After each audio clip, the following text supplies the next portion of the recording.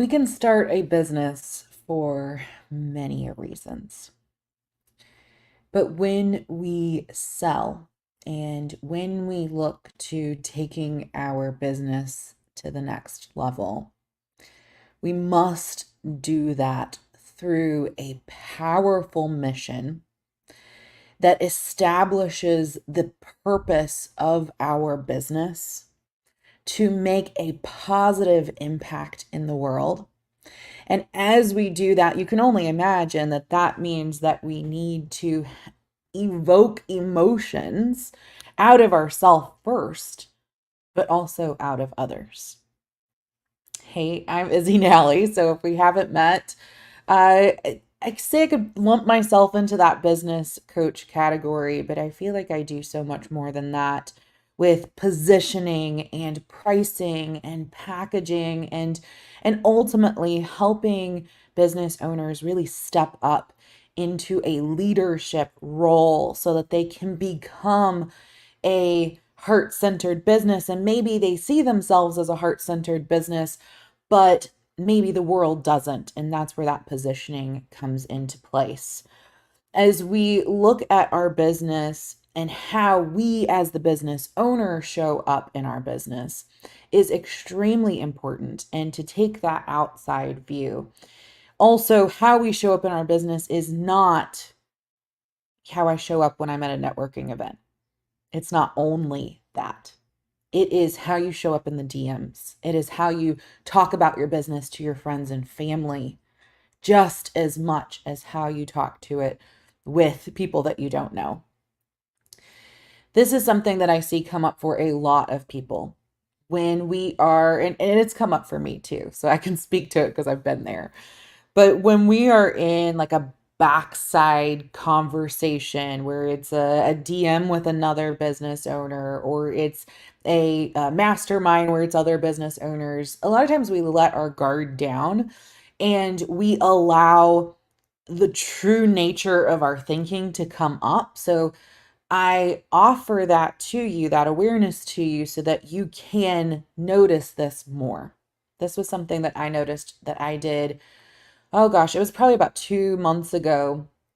And I went to talk about my business in front of other people. And the goal at that time was not to promote our business, it was to talk about ourselves. And I shifted off of my business and onto me. And what came out was really a lack of clarity. And I was like, "Ooh, interesting." So notice these things for yourselves. And then noticing that we can downplay what we do. And if you downplay what you do, that means that your mission is not ingrained in you deep enough, that you are staying surface level. If it is bleeding out into everything you talk about, everything you do, if when you talk about your business, that passion, that purpose is really pouring through you, then you know it's at your depths. But when we say stay surface level, we can start to see the scarcity mindset come out. And that's really where I want to take you today in this talk is understanding the scarcity mindset. So I was in the DM, and of course, I'm never going to call anyone out. I always use these as examples that maybe they tune in and they can hear that deeper lesson as well. But we can all learn from each other and learn from conversation. So in this conversation, I had DM'd, and this is a really great strategy to connect with people, not in a sleazy sales way, but to genuinely start some connections. So there was a thread, and it was people in my state. And so I was connecting with a few of them and sent them a message. And I was like, "Hey, we're in the so and so group together, and it looks like we're both also in the same state." And sent them a friend request. And sometimes it stops there, and then you all go and you check each other's profiles out and you find those commonalities and things like that. And then other times I do get these responses, and this is not the only time this has happened, but I'll get a response where it's like, "Hi, how are you?" And if I don't respond right away, then there's a question mark that comes afterwards. And that already tells me that person's in scarcity. That person's in scarcity mindset.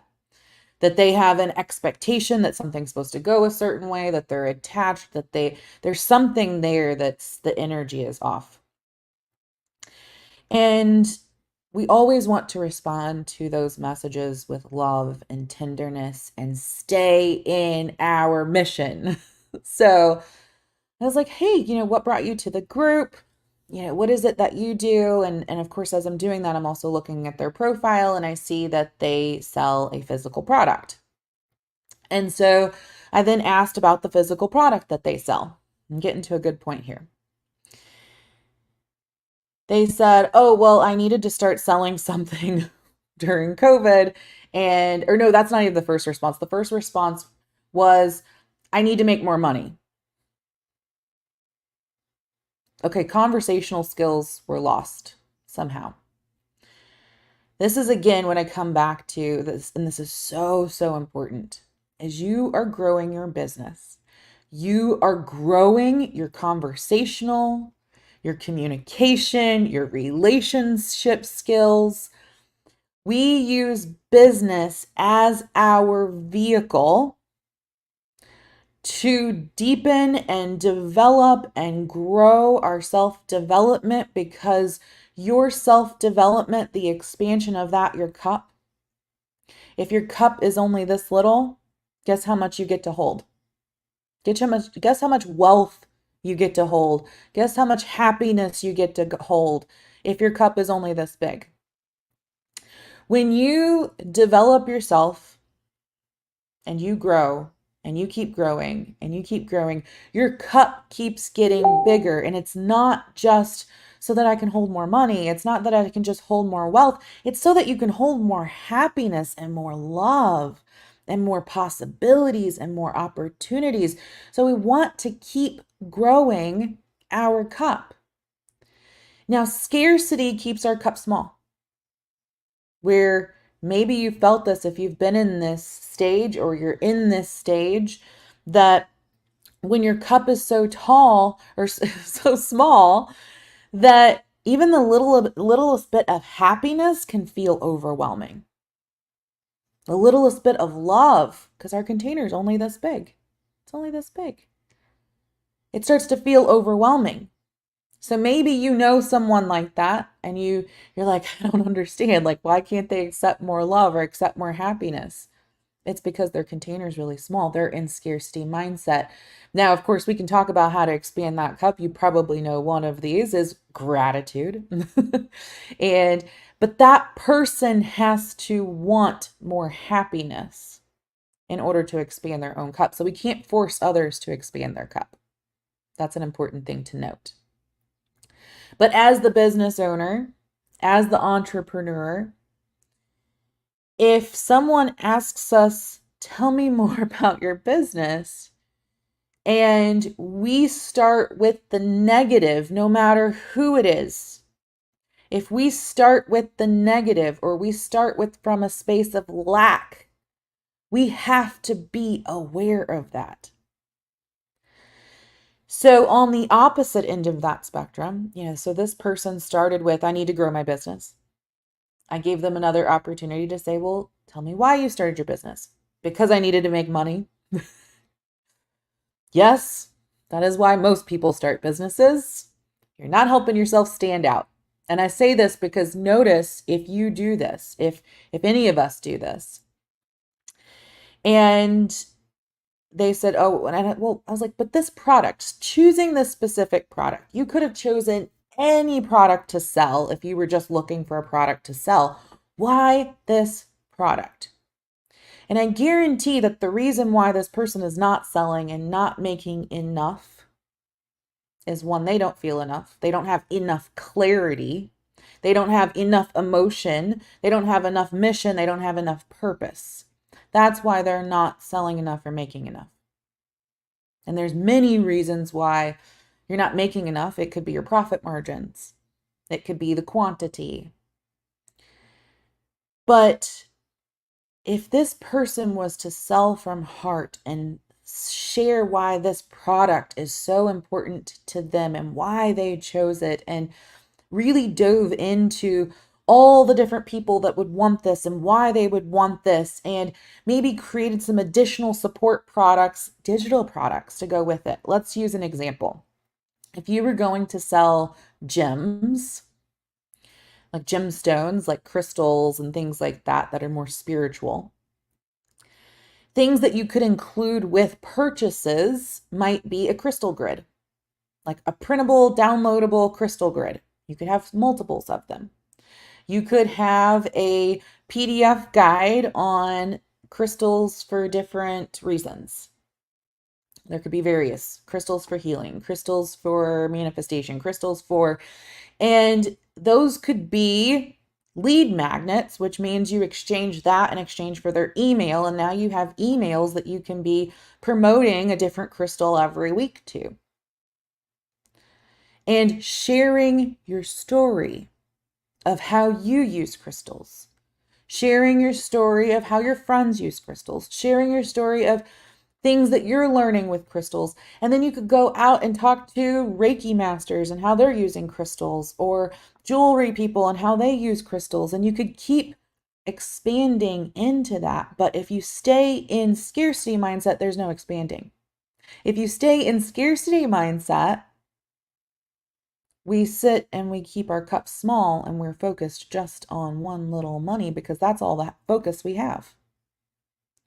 So if we expand, now we make it mission driven. So that is adding more awareness. That's just expanding. But if we were to make that mission driven, and we'll just continue with this example, mission driven is meaning empowering people to connect to their spirituality through spiritual products.